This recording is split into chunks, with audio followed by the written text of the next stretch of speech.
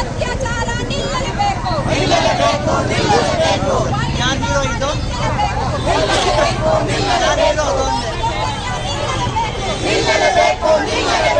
ಅನಾಚಾರ ನಿಲ್ಲಲೇಬೇಕು.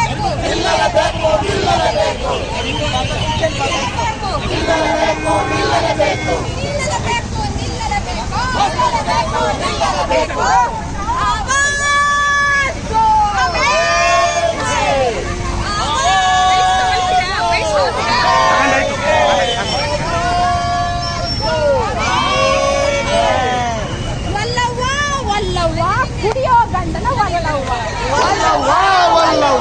ಕುಡಿಯೋ ಗಂಡನ ವಲ್ಲವ್ವ.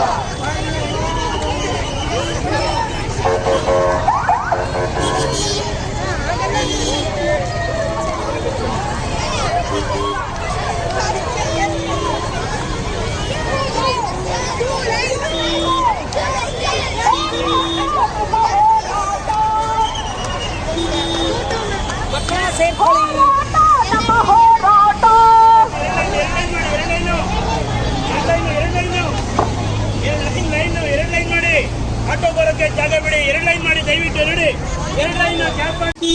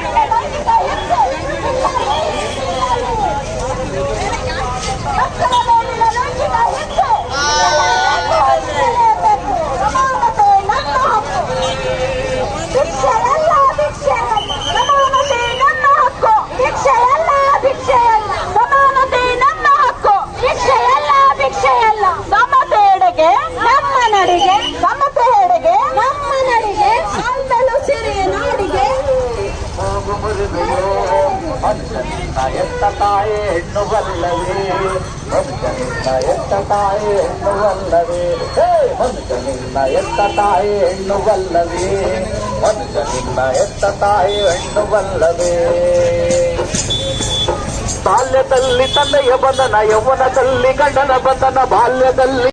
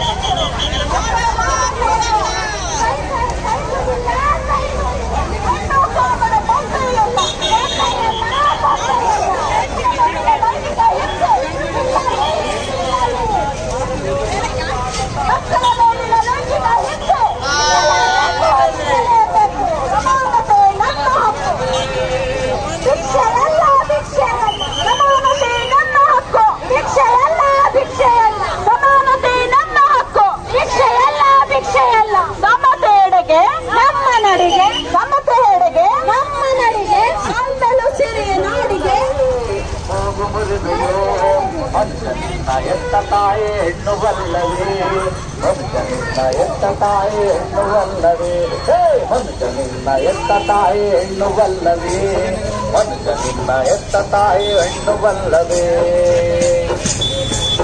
ಬಾಲ್ಯದಲ್ಲಿ ತಂದೆಯ ಬಂಧನ, ಯೌವನದಲ್ಲಿ ಗಂಡನ ಬಂಧನ, ಬಾಲ್ಯದಲ್ಲಿ ಅನುದಿನವೂ ಈ ನೆಲದ ಹೆಣ್ಣುಗಳು ದಿನ ದಿನವೂ ಅನುದಿನವೂ ಈ ನೆಲದ ಹೆಣ್ಣುಗಳು ಮೆರವಣಿಗೆ ಹೊರಡುತ್ತೇವೆ, ಮೆರವಣಿಗೆ ಹೊರಡುತ್ತೇವೆ, ಮೆರವಣಿಗೆ ಹೊರಡುತ್ತೇವೆ, ಮೆರವಣಿಗೆ ಹೊರಡುತ್ತೇವೆ, ಮೆರವಣಿಗೆ ಹೊರಡುತ್ತೇವೆ, ಅನುದಿನವೂ ದಿನ ದಿನವೂ ಅನುದಿನವೂ ಈ ನೆಲದ ಹೆಣ್ಣುಗಳು, ಈ ನೆಲದ ಹೆಣ್ಣುಗಳು ದಿನ ದಿನವೂ ಅನುದಿನವೂ ಈ ನೆಲದ ಹೆಣ್ಣುಗಳು ದಿನ ದಿನವೂ ಅನುದಿನವೂ ಮೆರವಣಿಗೆ ಹೊರಡುತ್ತೇವೆ, ಮೆರವಣಿಗೆ ಹೊರಡುತ್ತೇವೆ, ಮಳೆ ನೆಡುತ್ತಾ ಮೆರವಣಿಗೆ ಹೊರಡುತ್ತೇವೆ, ಮೆರವಣಿಗೆ ಹೊರಡುತ್ತೇವೆ, ಮೆರವಣಿಗೆ ಹೊರಡುತ್ತೇವೆ, ಮೆರವಣಿಗೆ ಹೊರಡುತ್ತೇವೆ.